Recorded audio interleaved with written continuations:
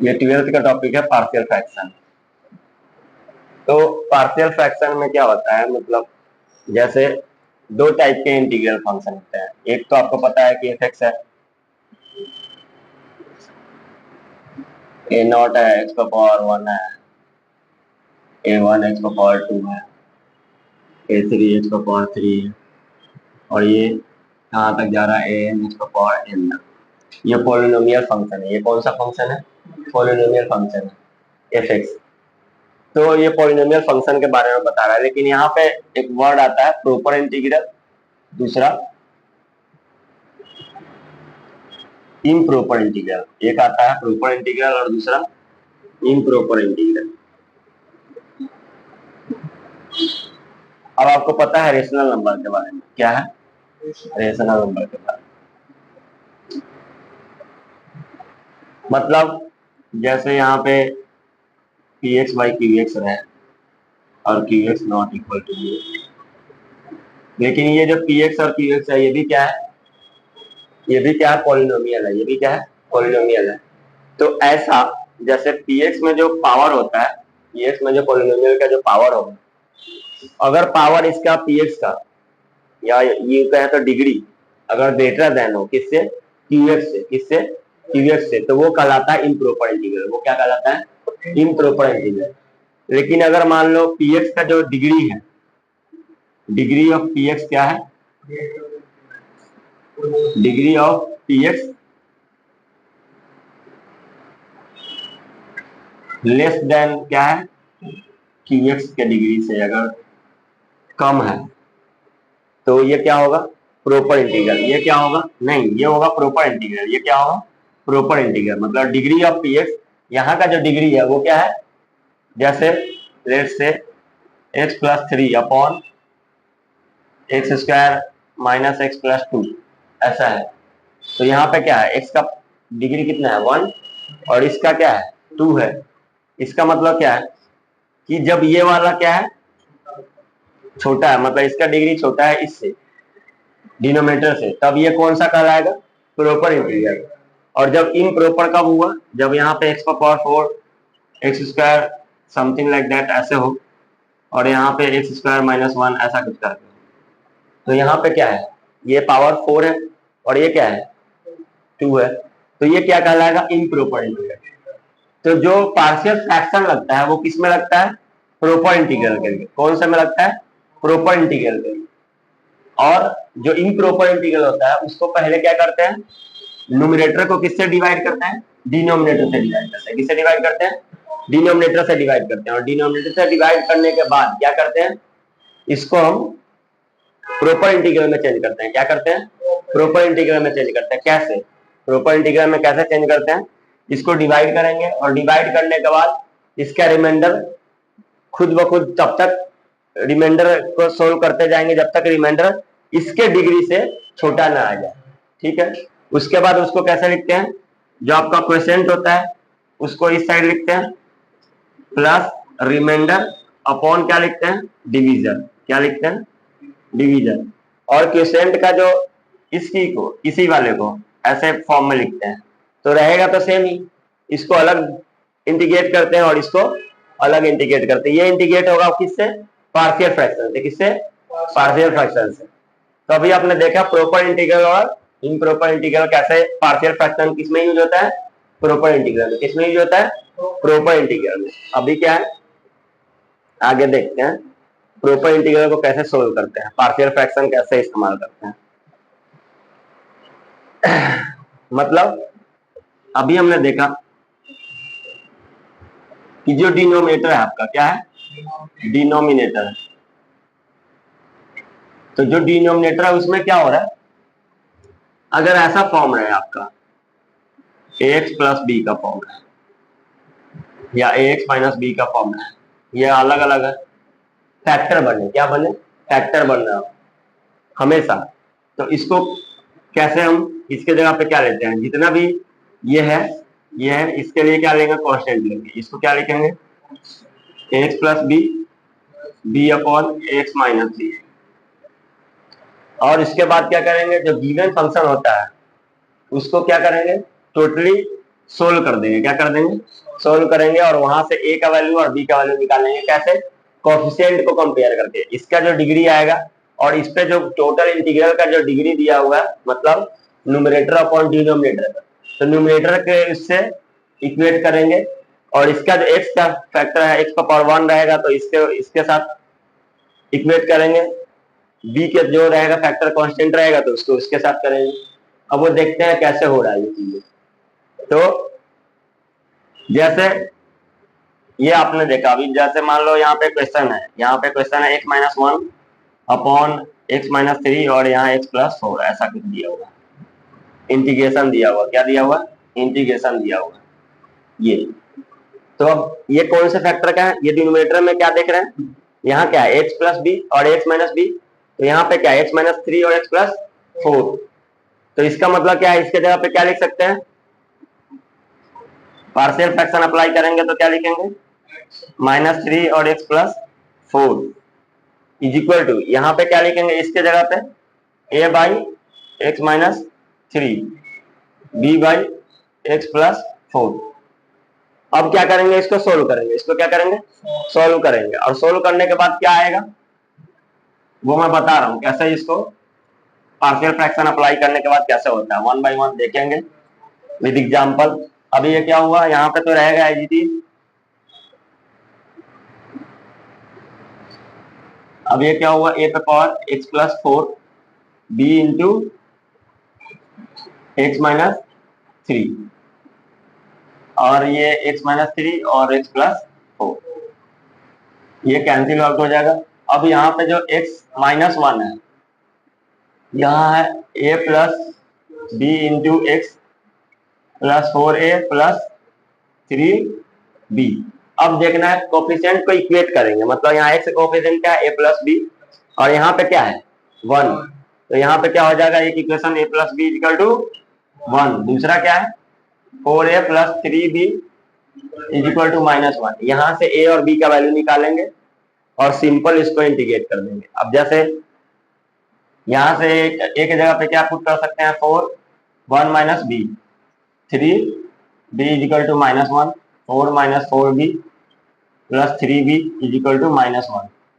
4 को उधर भेजेंगे क्या होगा? -5 minus b is equal to -5। Minus से माइनस कैंसिल हो गया, b इज इक्वल टू 5 आ गया। जैसे b इज इक्वल टू 5 आया तो a इज इक्वल टू क्या था? 1 माइनस b। तो 1 माइनस 5 कितना होगा? -4। क्या हो गया? -4। तो अब इसके जगह पे, इस पूरे के जगह पे क्या लिख सकते हैं? यहाँ पे इसको कैसे सोल्व आउट कर सकते हैं?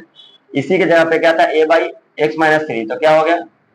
-4 upon x dx plus b की जगह पे क्या था? 5 अपॉन x+4 dx। और हम जानते हैं इसका क्या होता है?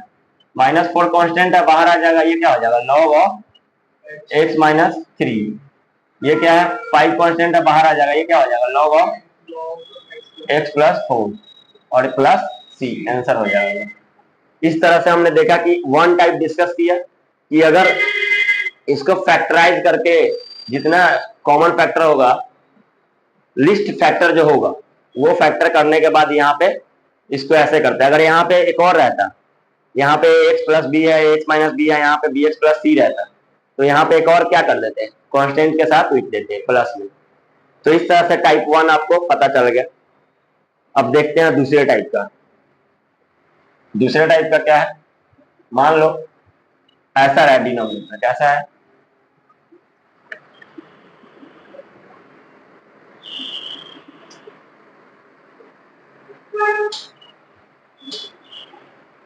डिनोमिनेटर कैसा है?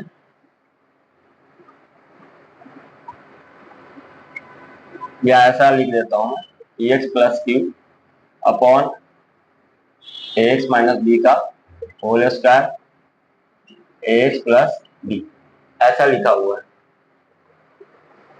ax+b। ठीक है। तो अब इसको कैसे लिखेंगे ये देखने वाली बात है। इसको क्या लिखा जाएगा? यहाँ पे सिंपली जितना पावर है, यहाँ पे कितना पावर है x का? 2 और इंटू x, तो x का टोटल पावर कितना हो गया? 3। तो कांस्टेंट भी कितना आएगा? 3। कितना आएगा? 3।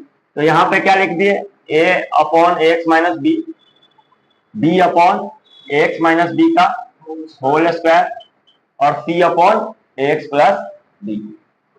ठीक है, अब फिर से जैसे पहले उसमें किए थे अभी भी क्या करेंगे, इसको सोल्व करेंगे और सोल्व करने के बाद क्या करेंगे, ए और बी और सी का कैसे यहाँ पे कंपेयर करके, क्या करके कंपेयर करके, यहाँ जो एक्स का कोफिशिएंट है उसको एक्स के साथ कंपेयर करेंगे, जो कांस्टेंट है कांस्टेंट के साथ कंपेयर करेंगे, और भी कुछ होगा तो कंपेयर करने के बाद इसको आराम से ए बी सी तीन इक्वेशन तीन अननोन सोल्व करेंगे और उसके बाद फिर से इसका जो आएगा ए का वैल्यू, मान लो जैसे ए का वैल्यू आ गया 2, तो 2 अपॉन एक्स माइनस बी हो गया ये dx, फिर 3 आ गया माइनस 3 आ गया, तो यहाँ पे क्या लिख देंगे, b का वैल्यू माइनस 3 आ गया तो एक्स माइनस बी का होल स्क्वायर dx, और प्लस c के जगह पे जो होगा वैसे करके इसको सिंपली निकाल लेंगे, कैलकुलेट कर लेंगे। ये था आपका सेकेंड टाइप, ये क्या था, सेकेंड टाइप का।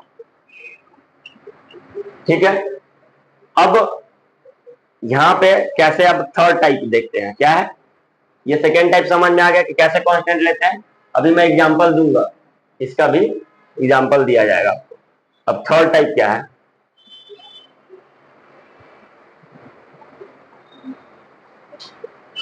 थर्ड टाइप ये है कि मान लो ऐसा रहे यहाँ पे पी एक्स प्लस क्यू, यहाँ पी एक्स प्लस क्यू जरूरी नहीं है, यहाँ पे कुछ भी हो सकता है, और ऐसा रहे A X square plus B X plus C, और ये डी एक्स है। अब यहाँ पे क्या है, क्वाड्रेटिक इक्वेशन दिया हुआ है और इसको हम फैक्टराइज नहीं कर पाएंगे, क्या है ऐसा क्वाड्रेटिक इक्वेशन जिसको फैक्टराइज नहीं कर सकते, तो अब हम इसके लिए क्या लिखेंगे, और साथ में क्या दिया हुआ है यहाँ पे एक्स माइनस बी। ठीक है, तो इसके जगह पे क्या लिखा जाएगा, इसके लिए यूज करते हैं, इसके लिए क्या यूज करते हैं, एक्स प्लस बी, क्या यूज करते हैं upon X square plus B X plus C upon X minus D, और फिर से इसको किसको इक्वेट करेंगे, P X plus Q upon X square plus B X plus C और एक्स माइनस डी। फिर से यहाँ पे क्या करेंगे, इसको सोल्व करेंगे और इक्वेट कर देंगे, क्या करेंगे, सोल्व करेंगे और इसको इक्वेट करेंगे। यहाँ से क्या होगा, ए बी और सी का वैल्यू निकल जाएगा, क्या निकल जाएगा, ए बी और सी का वैल्यू निकल जाएगा, और इसको फिर आराम से इसको सोल्व कर दिया जाएगा। ठीक है, ये आपका तीनों टाइप था। अब तीनों पे एक एक क्वेश्चन देखते हैं। पहला क्वेश्चन है, देखते हैं,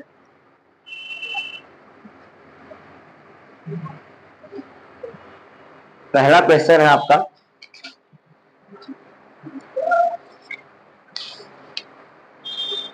क्वेश्चन है यहाँ पे x minus 1 upon x minus 2 x minus 3 और ये dx है, तो ये किस टाइप का है, टाइप 1 है, ये क्या है, टाइप 1 है। तो यहाँ पे मैंने क्या बोला था आपको कि जब ऐसा रहेगा, या इसको ऐसा भी लिख सकते हैं, जैसे इसको सोल्व करेंगे तो क्या होगा, माइनस 5x प्लस 6, अगर ऐसा लिखा रहता है, इसके जगह पे और में क्या लिखा जा सकता है, x minus 1 x square minus 5x plus 6 dx। तो हम ऐसा नहीं कि देख के सोचेंगे कि यार ये तो अलग टाइप है, नहीं, ये सेम टाइप है, जैसे इसका फैक्टर निकालेंगे तो क्या आएगा, यही आएगा।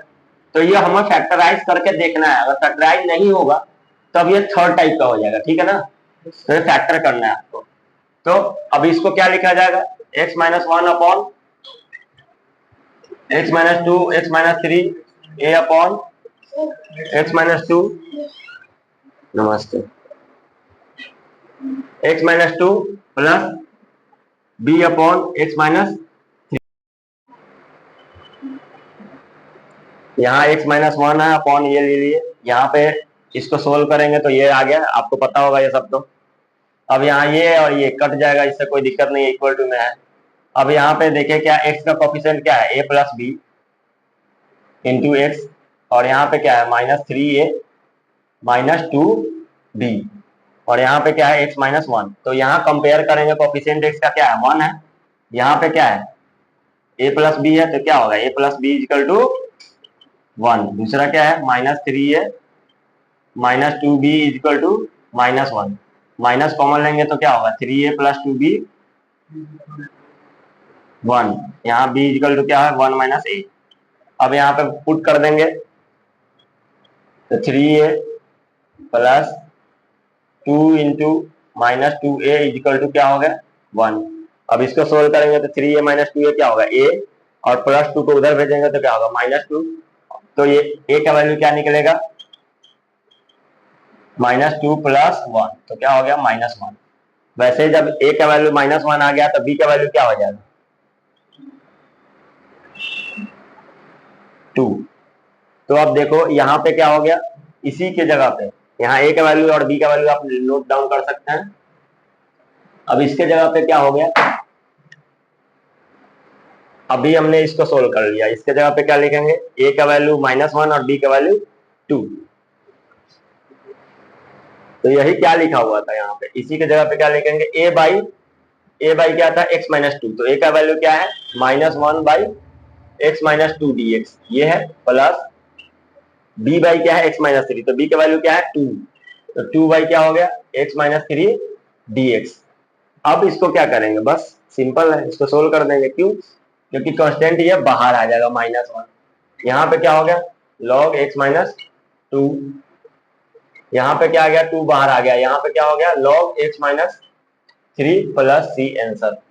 एक ही आंसर यहाँ पे हो सकता है, इसको आगे फर्दर भी कर सकते हैं। कैसे, ये क्या है log x-2 माइनस के साथ, तो इसको हम क्या लिख दिए प्रॉपर्टी यूज कर रहे हैं, यहाँ पे पहले इसको पहले लिख दिए, तो log x-3 और ये 2 है बाहर में, तो इस पे क्या लिख सकते हैं स्क्वायर, और ये क्या है माइनस log x-2 + c। अब यहाँ पे क्या लिख सकते हैं log x-3 का होल स्क्वायर, और log a minus log b है, तो क्या लिख सकते हैं x-2 + c आंसर। तो ये भी आंसर हो सकता है, ये भी आंसर हो सकता है, और ये भी आंसर हो सकता है। इस तरह से आपको फर्स्ट टाइप का मैंने क्वेश्चन लिख दिया।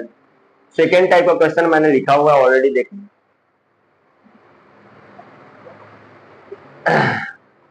जिस किसी को भी दिक्कत होगा वो आप पॉज करके वहां पे देख सकते हैं कि क्या मैंने लिखा है क्या नहीं लिखा। मुझे लगता है कि बेस्ट अप्रोच है इस तरह के क्वेश्चन को सोल्व करने में। दूसरा टाइप पे डिस्कस कर रहे हैं, यहाँ पे क्या है 1/x और x dx, ठीक है। अभी यहाँ पे क्या है, इसके जगह पे मैंने क्या लिख सकता हूँ,